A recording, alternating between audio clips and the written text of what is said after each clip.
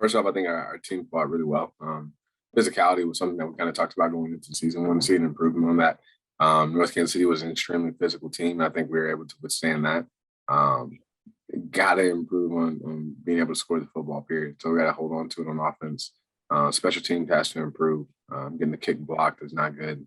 Snap over the head, things that really cost us in the field position games. We have to improve on that. But in terms of playmaking ability, I think saw some glimpses of some guys that can really make some plays and the potential of what guys will be able to do for us in the future. And then just defensively, what we're able to do against the run and how physical we were. I think that's going to help us out throughout the season.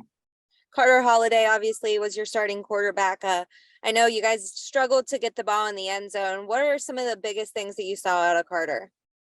Carter grew a lot. Kind of forced to when you're going against a guy as quality as Edric Hill and the rest of the North Kansas City defensive line. So for his first start of the 2022 season, I would like to have seen him, get the ball out of his hands a couple more plays. I feel like kind of held on to it, but at the same time, just like I said on Friday, and after watching the film, had he made some of the throws that I'm talking about, it would have ended in bad plays, whether a turnover or a potential loss of down. So all in all, I think he progressed really well. I think that he understands our offense a lot more. I think he understands the flow of the game, the speed of the game. And so we're expecting him to have a much better performance week 2. Obviously, the offense starts with him, but it goes to the receivers, running backs, O-line, everything. What additional pieces of the offense do you think need to step it up in week 2? Not necessarily step it up, just kind of get more involved. First, let's start with Brock Camp. That kid's a beast. He did a phenomenal job blocking on the edge. We've got to find ways to get him the football. When the ball's in his hands, he can make a lot of things happen, and he's a matchup nightmare. Looking on the edge, Tion Milo did a phenomenal job. Devin Holt is another kid that we need to get the football to. Lucas Murray, another explosive kid. Jacob Traxel out there on the edge. Cole Harrell. We have a lot of guys that can make some plays. So at the end of the day, it comes down to giving them an opportunity to be successful. If we can keep getting Zach going like we did, Zach Wright showed some glimpse of being a really, really, really explosive back. So if we can get him out in open space, I think we have some things that we can definitely improve on. On the other side of the ball, the defense had a lot of big stops early on. Did you like what you saw from them for the most part? I did. Other than short field position, I think we did really well. Looking at what we gave up, a total of 188 yards, total offense.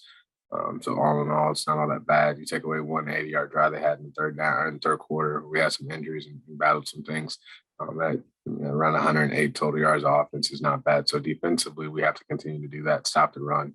We got to force turnovers more. Our goal is to force 3 a game. We only are able to get 1. So we got to capitalize when we have opportunities and just continue to preach. First one there, second guy, get that football out. Last question about last week, then we'll move forward. Just anybody in particular that stood out to you last week? Yeah, our defensive player of the week this week was Tavion Robinson. Big nose for us. He didn't make a tackle or have an assist, but in terms of being physical defensively, he ate a double team all night, allowed Anthony Pratch and Elijah Morton, Devin Brown, likes those guys to really play free and have a good night. So on the defensive side, Tavion Robinson definitely stood out.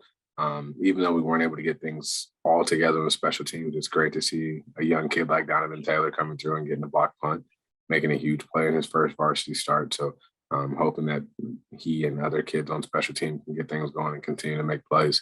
And then, offensively, I think Tion Milo really jumps out at you. He's explosive, lightning in the bottle type of a kid. So if we can figure out ways to get him on the edge and get the ball in his hands, I think he has a potential to do a lot of damage this year.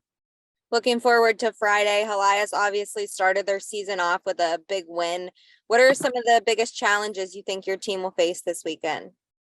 Helias is disciplined. They don't beat themselves. They don't make many mistakes. And so it's one of those things that they're going to have a game plan.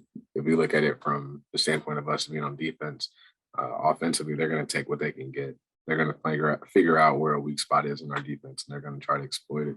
So being as sound as we possibly can, and then trying to put them in positions where they maybe have to stretch and do a little bit more than what they would want to, and maybe that can play into our hands.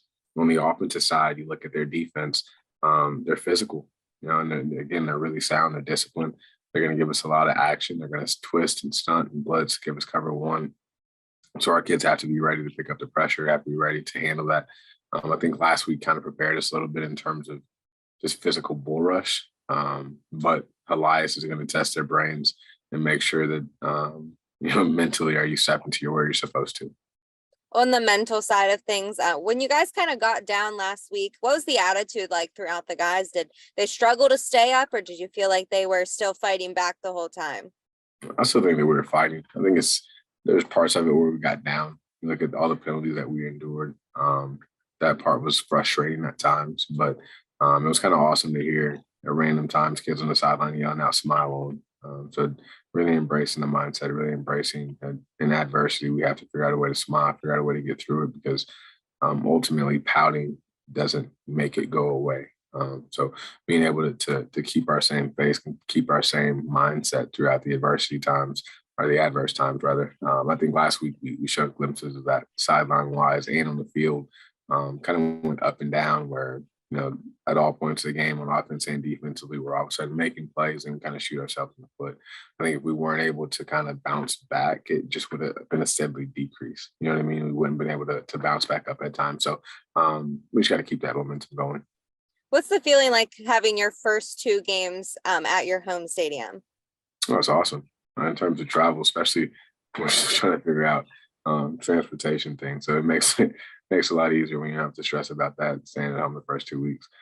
Getting fans involved, getting the community involved is awesome.